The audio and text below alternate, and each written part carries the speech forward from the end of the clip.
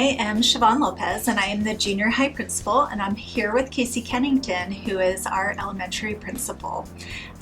Here at OPA, we use the CSTAG model for threat assessment. The Comprehensive School Threat Assessment Guidelines, or CSTAG, is an evidence-based model for schools to use in conducting threat assessments in K-12 schools. This model was developed by Dr. Dewey Cornell and his colleagues at the University of Virginia in 2001 and has been extensively examined through field tests and controlled studies that demonstrate its utility and its effectiveness. Early in his career, Dr. Cornell worked with a forensic clinical psychologist in a state hospital where he evaluated and treated persons who had committed violent crimes.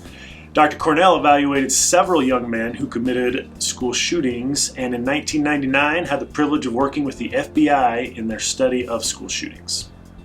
In this study, the FBI profiling experts concluded that profiling would not work to prevent school shootings, but that another process called threat assessment was much more promising. Dr. Cornell became interested in the idea of adapting threat assessment for use in schools. That program is what we use here at OPA, the CSTAG, or the Comprehensive School Threat Assessment Guidelines. In a school setting, we are dealing with kids. They are dealing with problems like bullying, classroom misbehavior, learning problems, and the stresses of growing up. Students say and do things that are sometimes impulsive and immature, but do not necessarily pose a serious threat. So we as a school need to be able to identify the very small number of youth who might actually carry out an attack from the very large number of youth who are having ordinary problems that are not going to lead to an attack. Threat assessment procedures have to be calibrated to our population and educational setting. At OPA, we use a team to determine the threat level. This team includes school administration, mental health staff, teachers that may be involved, and our school resource officer. It is not feasible or necessary to conduct a formal assessment for clearly insignificant behaviors such as playful bantering or joking. We will conduct a threat assessment if there is some reason to be concerned about the behavior. When in doubt about a threat, conduct a threat assessment. As educators, we're not just trying to stop an attack, but we have an additional responsibility to our students.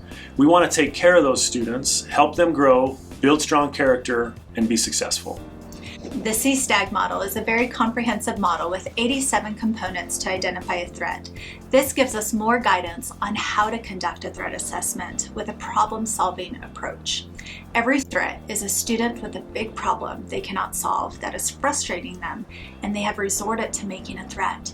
It could be bullying or a conflict, emerging mental illness, or even trauma.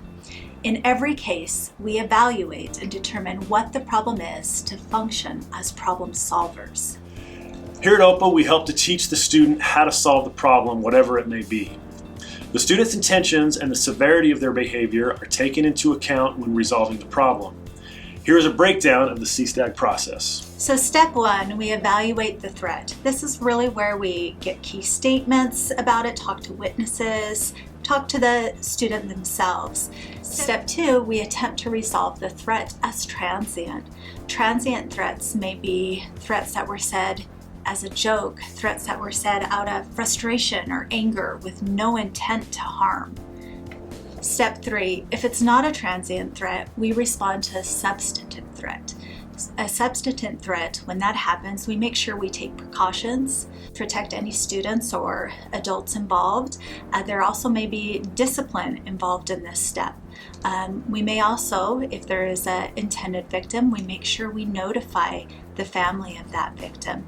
That responding to a substantive threat is all about taking those safety precautions.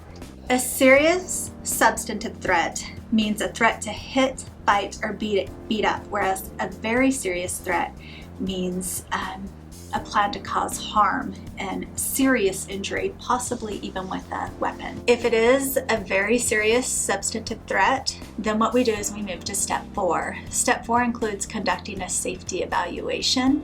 So in this step, we do all the steps I stated before, but we also contact law enforcement. We get mental health services involved for students, and then we develop a safety plan for student, for other students as well. This may include increased supervision, this may include disciplinary actions, it may even include removal from the school. The very last step, step 5, is implementing and monitoring the safety plan. Here at OPA, our number one goal is to keep all of our students, staff, and families safe. We go through these procedures, we go through these steps, we take them seriously because your safety and the safety of your students is our priority. We love the kids, we love the community, we want them here.